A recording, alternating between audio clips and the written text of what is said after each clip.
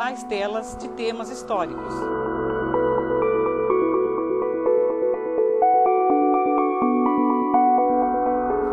Desde os primeiros livros didáticos até os modernos sites da atualidade, todos estão recheados de imagens da história brasileira imortalizadas pelo artista. O desembarque de Pedro Álvares Cabral, pertencente ao Museu Paulista, abre a exposição. Ao lado, mais de 90 trabalhos convidam o visitante a acompanhar a diversificada trajetória do artista e a fazer uma revisão do conjunto de suas obras. A mostra, bem como o livro sobre as imagens do pintor, tem como curadora a professora Ruth Sprung Tarassante, uma das mais dedicadas estudiosas da produção artística do século XIX. Oscar Pereira da Silva nos oferece um raro momento para conhecermos os diferentes gêneros utilizados pelo pintor ao longo de sua vida. Eu comecei a estudar o Oscar Pereira da Silva como paisagista, quando eu estudei os paisagistas de São Paulo. E eu descobri que ele não era só paisagista, ele pintava todas as temáticas que existiam na época. Os mais conhecidos são os quadros históricos, muitos deles, como esse do desembarque de Pedro Álvares Cabral, que acho que todas as crianças conhecem, que estão nos livros de escola. E ele, quando recebeu essa encomenda, ele estudou nos mínimos detalhes como deveria ter sido o local, o tipo de vegetação, os trajes que os portugueses usavam na época, o que os índios usavam. E aqui ele procurou ser fidelíssimo, estudou muito, muito. A própria filha no livro conta o quanto ele tinha essa preocupação quando ele fazia um quadro histórico em reproduzir os trajes, os navios, em suma, tudo.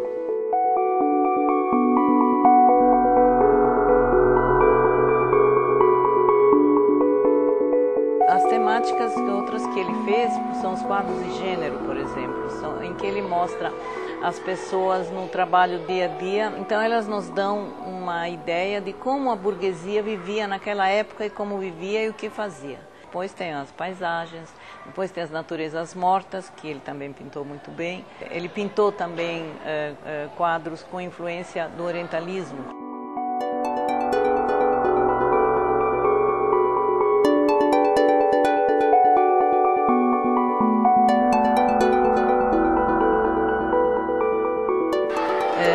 Então também ele fez coisas muito importantes como alegorias.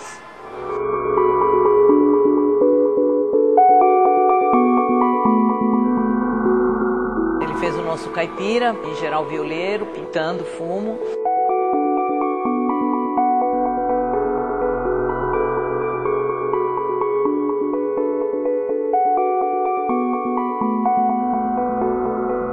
Foi um grande copista, que a gente não pode esquecer, a temática muito importante.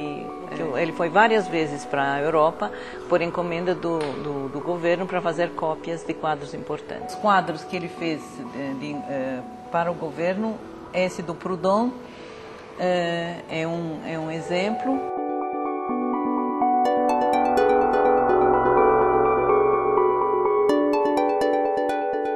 O Nu do Amoedo, que ele transpôs para a tela essa linda mulher, como também a seda, os tecidos, o pelo do tapete. Eu acho que ele conseguiu tudo o que devia.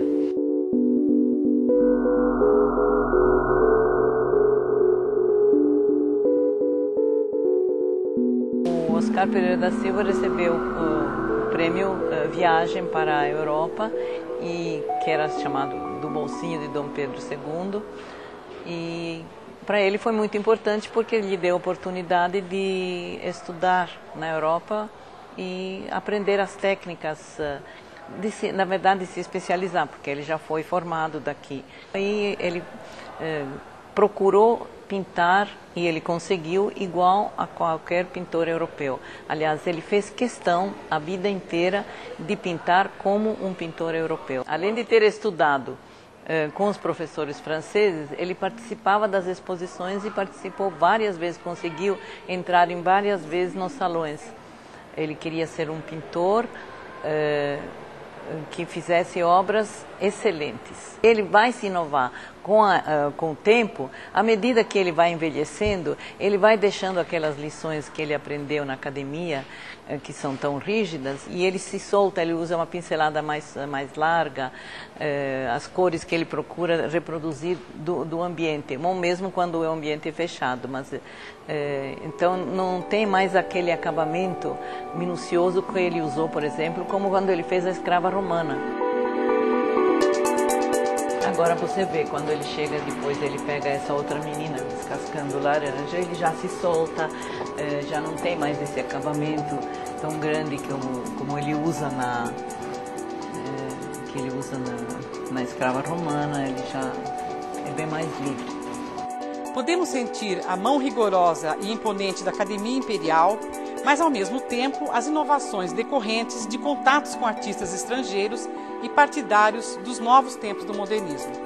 Para os historiadores de arte que procuram repensar a importância das experiências artísticas do final do século XIX, independente das definições do que venha a ser ou não acadêmico, a mostra de Oscar Pereira da Silva surge como um exemplo desse momento de transição do século XIX para o XX.